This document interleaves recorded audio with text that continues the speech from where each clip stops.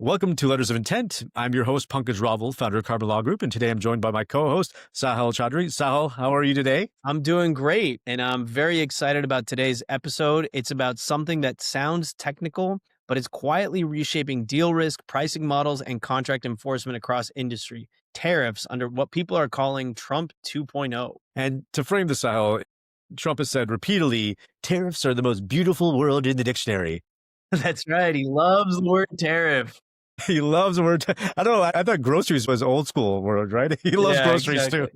Yeah. Tariff is a great word. It just rolls off the tongue, you know? Right. This administration is treating tariffs not as a trade tool, but as a core policy weapon to really reshape international trade. So tell us what's happening now. We get news every day coming out of the administration about what's happening with tariffs. They're up, they're down, they're on, they're off. What's happening? Well, we thought he was bluffing. He's not bluffing. And we're not just talking about a few targeted duties. We're talking about a baseline global tariff regime, country-specific penalties, product-specific tariffs, tariff stacking, a lot of litigation uncertainty, and a legal environment where contracts are breaking in real time because these tariffs are breaking people's margins and breaking the bank. Absolutely. Let's level set here, Sahil. So when people hear tariffs and they think China, steel, maybe automobiles, that's not the story, is it? That's a very superficial understanding of tariffs. That's right. Under the current framework, there's a 10% baseline reciprocal tariff on virtually all imports, effective since April 2025, unless a country is exempt or has a negotiated carve-out.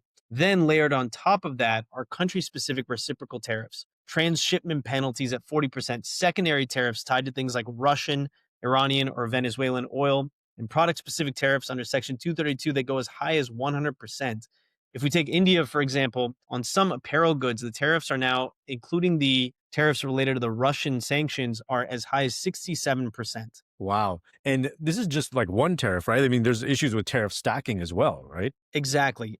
That's the problem. First of all, you're subject to the baseline 10% tariff, and then there are multiple layers of tariffs that get stacked on top of that, depending on which country you're importing from. This sounds like a mess. So here we are, founders and deal makers. Sometimes it's easy to get caught off guard because you don't know really what to expect. You can only plan for so much. So these tariffs, they don't just affect customs clearance, right? I mean, they affect who eats the cost under commercial agreements. Exactly. Supply agreements, distribution contracts, manufacturing contracts, most of them were drafted before this level of tariff volatility was normal. Interesting. So when tariffs spiked from 10% to 40% or 50% overnight, parties start asking, can we walk away? Can we suspend performance? Can we reprice unilaterally, right? Because that changes the whole economics of every deal. Exactly. And courts are consistently saying only if your contract says you can. Interesting.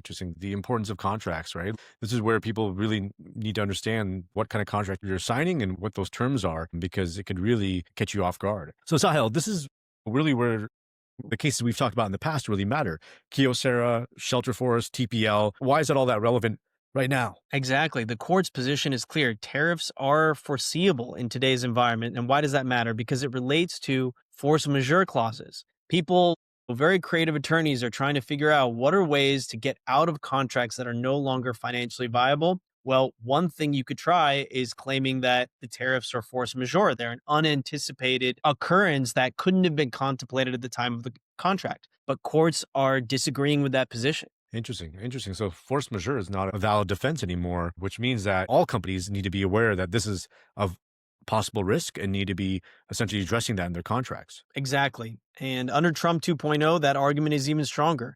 You have ongoing Section 232 investigations, rolling executive orders, public tariff threats posted on Truth Social. It's almost impossible to argue surprise. So that means that generic force majeure clauses, acts of government beyond our control, it's just not working. Interesting. So effectively, these courts are now saying these are market risks, not impossibilities, valid under a force majeure defense, essentially. That's exactly right. And now let's layer in litigation, because this is where things get really unstable.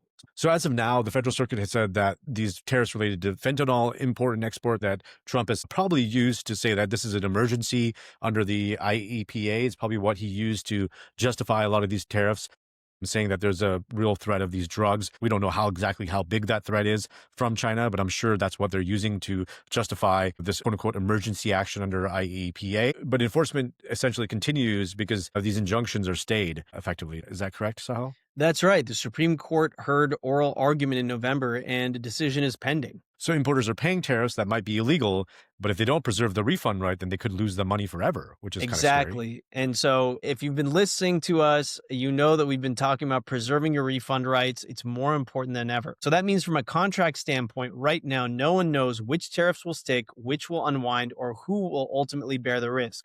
That uncertainty is deadly for fixed price agreements, which most agreements are. And one of the most dangerous parts of this regime is the tariff stacking. Exactly. General duties, Section 301, Section 232, reciprocal tariff, secondary sanctions. Many of these apply simultaneously. And a company might model a 10% increase and end up with a 45% landed cost jump. And if your contract doesn't clearly allocate tariff risk, courts assume the performing party accepted it. And that's why we're seeing margin erosion turn into litigation, essentially additional costs for a lot of these buyers importing to the US. Exactly. And so that's what's going on is people are trying to break their contracts so that they don't lose tons of money, but that's turning into litigation. So let's get practical to advise some of our clients. We have many clients who are importers.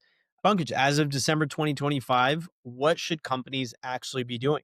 They've got to be auditing their contracts. Everyone who is importing goods, anyone importing from overseas, you've got to audit your contracts. You got to look at what are those terms, review your fixed price language, review your force majeure clauses, review your change in law provisions, your silence around tariffs, dispute resolution. Where are disputes being handled? How are they being handled? All these things really matter because it could be likelihood of disputes here. And also just being careful about how much you expose yourself and extend yourself with some of these deals. Because if you're taking on a lot of credit, a lot of financing that has high interest rates, and now your margins are eroded, you got to be aware of that. And you got to be probably a little bit more conservative with your outlook and forecasting when it comes to 2026. I think what we're going to see is tariff allocation provisions in contracts that are explicit. Up until now, they have played an implicit role, but they have not played an explicit role. And I think now we're going to see tariff risk will be allocated more clearly.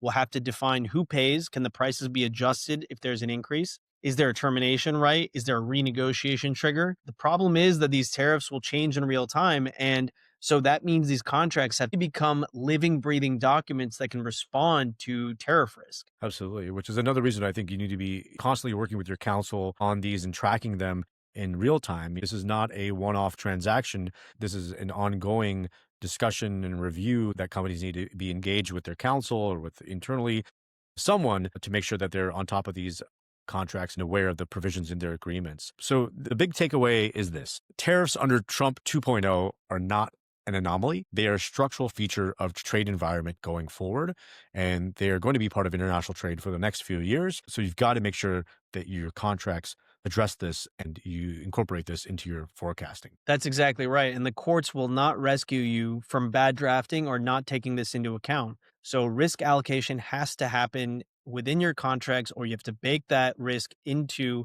the price. If your agreements haven't been updated for this tariff regime, now is the time, not after the next executive order. All right, Sahil. So I think with that, we'll end it today. This is our follow-up conversation on tariffs. We hope you guys found it interesting and useful. I think it definitely is some valuable advice and insight. And I think also applicable to many different industries, not just tariffs, but there's uncertainty in many different industries and many different regulated industries. So you want to make sure you're understanding what those laws are, how they're changing. And there's no one better to do that than your legal counsel to advise you on that. If you have questions, concerns, insights, please share them with us. We're always happy to hear from our listeners. Again, thank you again for taking the time to listen to us today.